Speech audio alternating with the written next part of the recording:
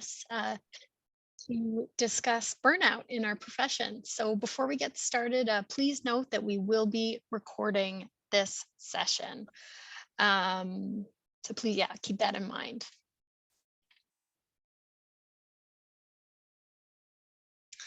All right, so my name is Victoria, and I'm currently an academic liaison librarian at Toronto Metropolitan University Libraries. And today I'm here with my colleague, Fiona. Hi, everyone. I'm the web librarian at TMU, and I'm really excited to be here today. Thanks, Fiona, and feel free to introduce yourselves in the chat. During today's session, we'll briefly go over types of burnout and their causes, recognizing burnout in yourself, some personal experiences, steps that the library can take to remove the onus on the individual, that's us, and being mindful. So as early career academic librarians, we're going to talk about our own personal experiences with burnout, encourage all of you to reflect on your own experiences. It is our hope that this presentation will empower you to talk more openly about the issues you're facing. And in the spirit of this conference, give us an opportunity to reimagine our futures in libraries.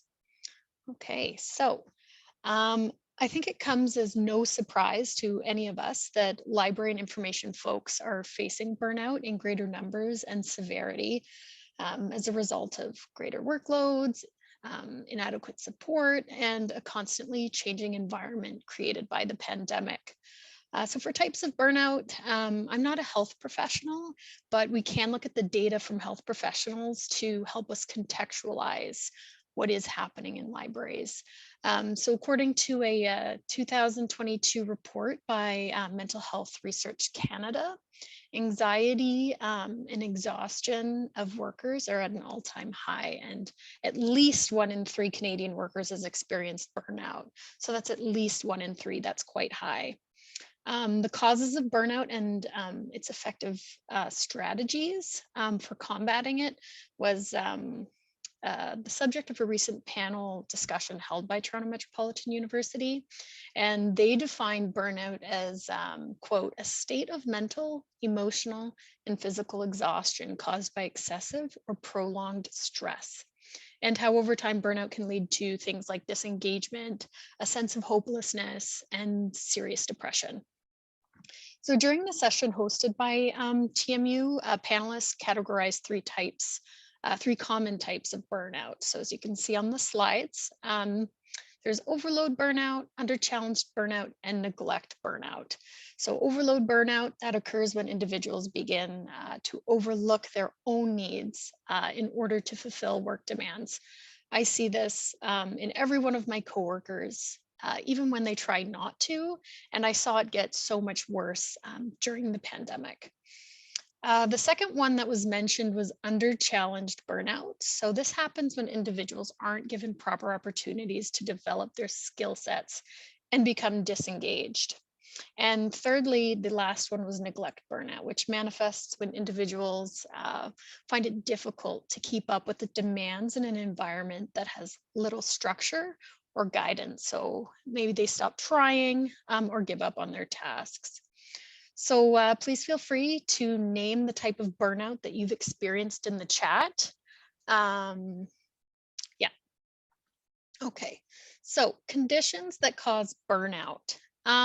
So what causes this to happen? There are so many reasons why this happens in our field, and we cannot possibly cover everything today, but we will mention a few. So if we miss anything, know that this is just surface level and there's much more to uncover. But a study by Jennifer Nardine, it was titled "The State of Academic Liaison Librarian Burnout in ARL Libraries in the United States." It found that there is, quote, a significant need for change in liaison librarian professionals' experiences to ease their reported levels of burnout. And she addressed 6 areas of job stress and satisfaction. So there is workload, control, reward, community, fairness, and values. I see lots of good stuff in the chat. That's fantastic. So for workload, it's fairly straightforward. There's just too much work on your plate. She addresses control, which addresses an employee's perceived capacity to influence decisions that affect their work, to exercise professional autonomy, and to gain access to the resources necessary to do an effective job. She also talks about rewards, and that refers not only to monetary rewards, but also social and intrinsic ones. So whether you have precarious work contracts, don't have a livable wage, don't get compensated for the additional work you take on, etc. That can be stressful and lead to burnout. And then there's community, which addresses the overall quality of social interaction at work, including issues of conflict, mutual support, closeness, and the capacity to work as a team. So one of the things that the panel that TMU put on noted was that instances of burnout are much higher in BIPOC communities. So things like racism, sexism, homophobia, ableism, and other intersections of one's personal identity and how we're treated in the workplace can lead to burnout. If you're constantly experiencing microaggressions and harassment at work, that's going to add up really quickly. Finally, she mentions fairness. Includes both issues of general work decisions and perceived level of mutual respect. So if you've ever experienced it or know someone who has, please feel to name that, and you can put it in the chat if you'd like, if you feel comfortable. So I just want to say that none of these root causes of burnout can be solved with self-care alone. It's something that we will touch on, but none of these can be solved with that alone. And typical solutions in the workplace often put the responsibility on the individual to prevent that burnout. So we've all heard download a meditation app, increase your physical activity, get more rest, eat better, have better boundaries. This is all easier said than done. And while these tactics are important for improved life satisfaction and still an important component to our well-being, they won't help prevent chronic overwork or systemic discriminatory practices in the workplace. So it's just one part of it.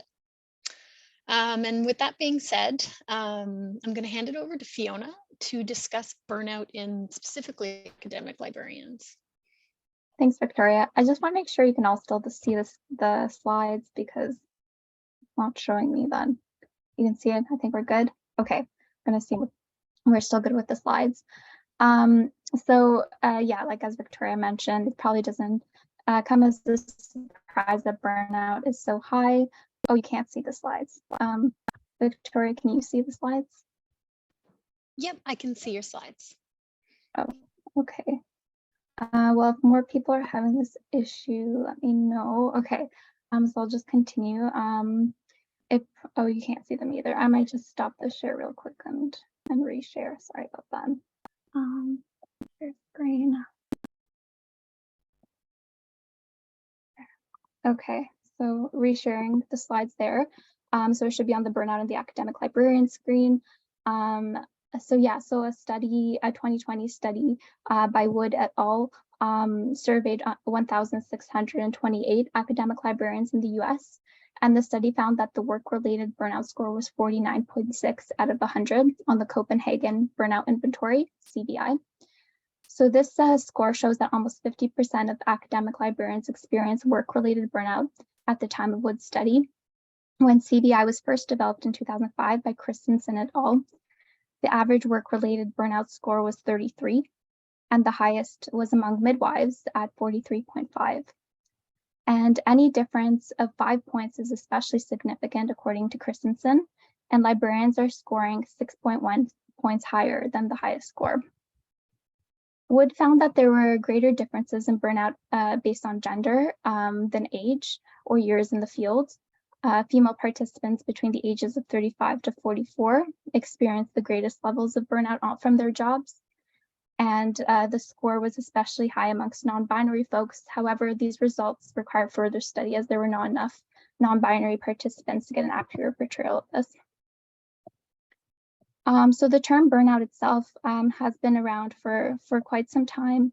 In the US, it appeared around 1960 to 1970, and it was used by social workers, teachers, psychiatrists and professionals in highly demanding jobs, especially like highly emotionally demanding jobs.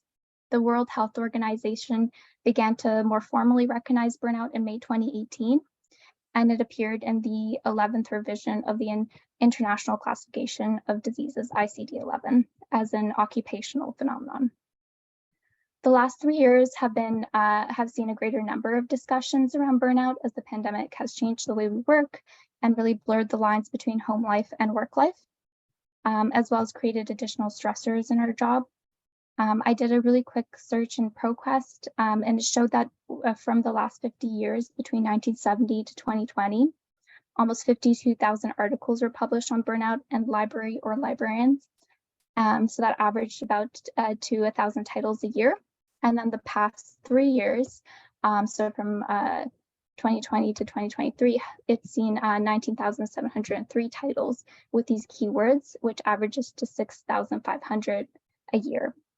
And this is not a very scientific survey by any means, but I just want to illustrate that there has been an uptick in discussions around burnout, and it does seem to correlate as well with the pandemic. So recognizing burnout in yourself, there are definitely a lot of challenges to addressing burnout and asking for support. There are pressures from the job, pressures to increase productivity, and there are challenges outside of work, like balancing family obligations. For instance, as early career librarians, we are often dealing with precarious positions, imposter syndrome, and a pressure to prove ourselves because we're new to the profession. As a result, we may choose to ignore signs of burnout or feel like we're not in a position to ask for what we need in order to mitigate burnout. But as difficult as it may be due to pressures like this, addressing burnout early is so important to help mitigate its effects. Some signs to look out for burnout in yourself include emotional and physical exhaustion. So is it like every day, or are you just exhausted? Negativity or detachment, irritability and impatience. It can affect your emotions. Reduced productivity and poor job performance. And finally, a lack of enthusiasm for things you used to enjoy. It's important to check in with yourself regularly and see how you're feeling. So we can do that now. Let's check in now. Do you feel you're currently burnt out, on your way to burnout, have had burnout in the past, or maybe are feeling fine and there's no burnout? I'm just going to open the chat again and see. Myself, yeah, currently burnt out. Yeah, okay. Thanks for sharing your thoughts. Yeah, keep them coming. That's great. Yeah, it seems like a lot of us are really feeling burnt out, burnt crispy. Okay, I like that. Okay, so when it comes to burnout, just like everyone's doing, it's so important to talk it out.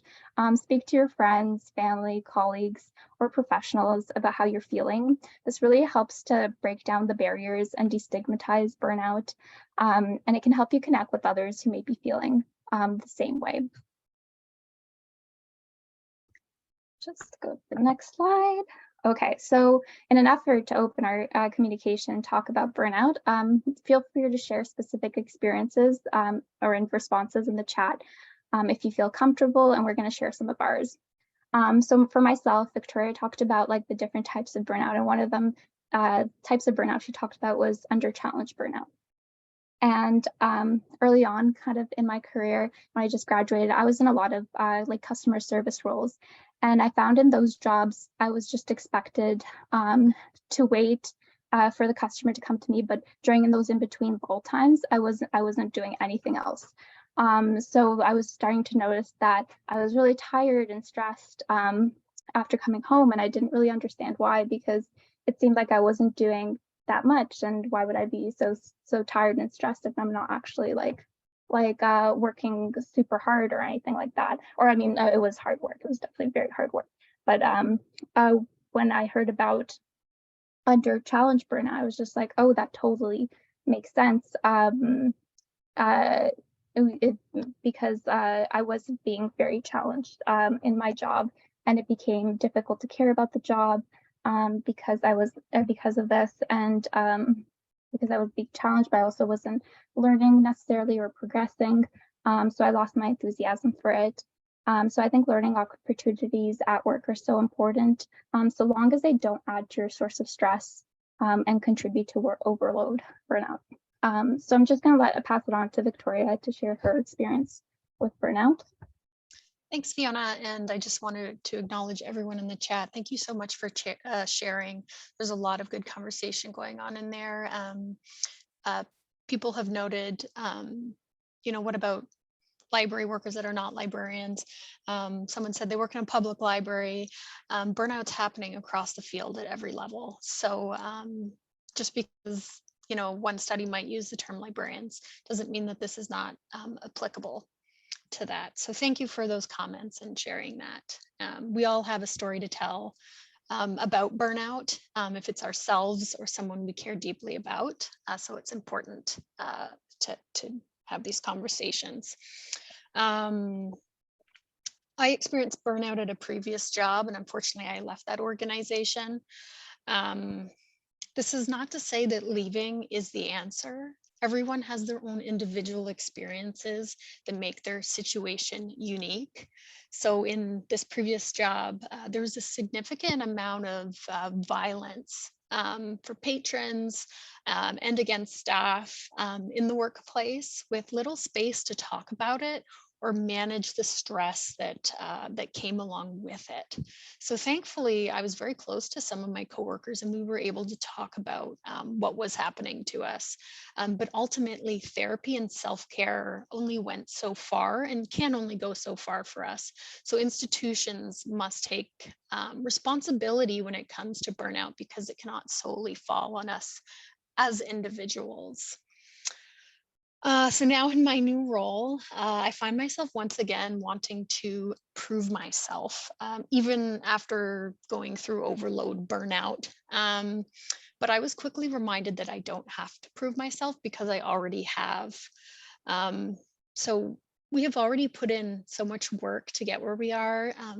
We have our resumes that say everything we've done. We've gone through the interview and had those personal and professional interactions with folks to all show that we're capable and to do a good job. So this is, I guess, a message also, not just for early career folks, but that's what I had in mind when I was saying this. You might experience imposter syndrome. You might feel that you need to prove yourself. And there might be real pressure to do so. I don't want to undermine the fact that there is real pressure for folks who are early in their career, with pressure to publish or do research or to get tenure track positions. But you're already doing it and going through that process. So yeah, that's just all I wanted to share about that, and keep sharing in the chat. Okay, so what can the library do? I hope you've all seen this meme before. Please feel free to put in the chat what you want to see from your organizations. There was an article, Burnout in Academic Libraries, by Julia Huprich, and she wrote that libraries should, and you should see this on the slide, have a properly developed new employee orientation program. So this helps all library faculty and staff members to form solid foundations in the workplace. Two, provide learning opportunities. So what Fiona was talking about, keeping the minds of the library employees active. And it can decrease the possibility that burnout will set in. Provide participatory management opportunities. So enabling employees to make decisions about their surroundings can help keep us engaged. And provide a healthy opportunity to vent. We all have our bad days, and having a designated time and place to release that tension is one way to keep it from permeating the rest of our lives and workspace. My past location that I did leave, they actually did bring in psychologists, and we had a number of group sessions. So that was actually a really positive thing. And finally, she mentions to keep the workplace light and fun. I would never want to patronize anyone by saying work is or should be, quote, fun, but we all started working in libraries for a reason. So remind your faculty and staff why planning activities that keep things, you should plan activities that keep things interesting for folks. Let's go to the next slide. There we go. And maybe you've all seen this beam too. Hopefully you have. Um, the World Health Organization also has a really good set of preventative burnout measures, which are by no means exhaustive, but a great place to start. So they talk about staff development, specifically to reduce demands workers impose on themselves by encouraging them to adopt a more realistic and gratifying goals. Another thing they mentioned was to provide a burnout checkup for all staff. And then management development, monitor role strain in supervisory personnel, and of course, intervene when strains become excessive. They talk about policy and goals, just making things clear and consistent when you can. Talking about the decision-making process, so maximizing staff autonomy and participation in decision-making. I'm trying to go quick here because I'm trying to be mindful of our time. But job and role structure. So spread the most difficult and unrewarding work among all staff and require staff to work in more than one role or program. So don't dump all the stuff that no one likes to do on some people and not everybody. Structure roles in ways that allow workers to take, quote, timeouts. So if something happens, a stressful instance, time out, you can take a break, and build in career ladders for all staff. So I would encourage you, if you have the capacity, we don't need to add more things to our plate, but to take a look at the report. I only mentioned a few things here, but there's so much more in there that might be helpful for you. And I'm going to hand it back over to Fiona to talk a little bit about mindfulness. Thank you.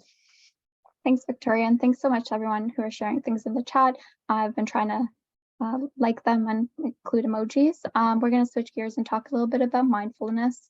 Remember that the onus to solve burnout should not be on you. Nevertheless, it is one part of taking mindfulness can be one part of taking care of yourself. Some of the benefits of mindfulness can include improved focus, reduce stress and anxiety, better control of your emotions like anger and sadness, improved memory, and it can help ultimately prevent burnout. My favorite thing personally about mindfulness is that it really helps me prioritize the important things. A thought might seem so urgent and so important, but when we start to take notice of our bodies and the world around us and really be present, we realize that not everything is the fire that needs to be put out instantly. And sometimes we can just let go of it and come back to it later.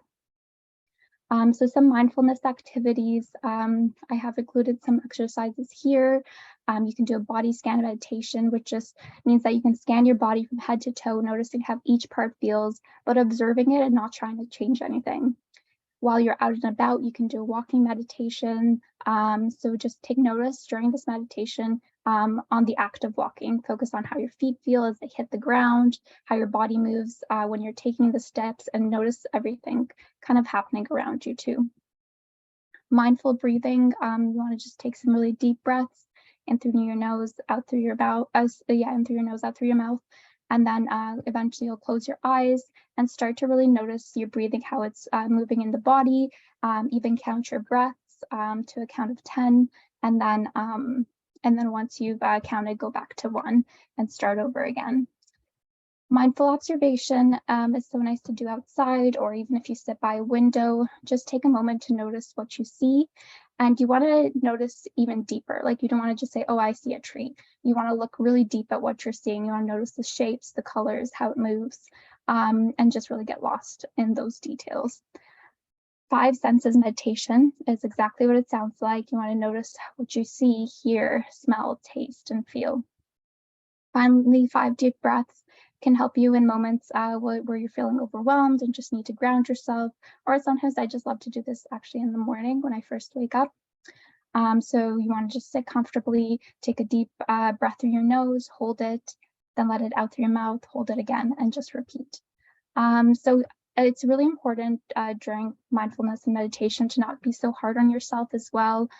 It's okay if your mind is racing, if thoughts keep coming in. You just want to practice acknowledging your thoughts, setting them aside, and gently returning your focus back to what you were doing. But really don't be so hard on yourself. So yeah, try these on your own, or there are many resources online to have a guided meditation. And there are also free resources. You don't have to pay for an app necessarily to do this.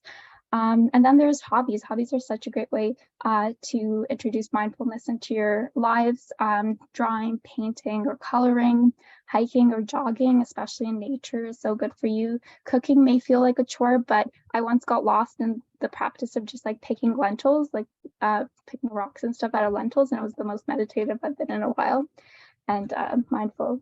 And then writing or journaling. If discussions of burnout are currently really making you feel stressed, please know that there are resources available for you, and Victoria is going to add a link in the chat if you just need one of those resources right now.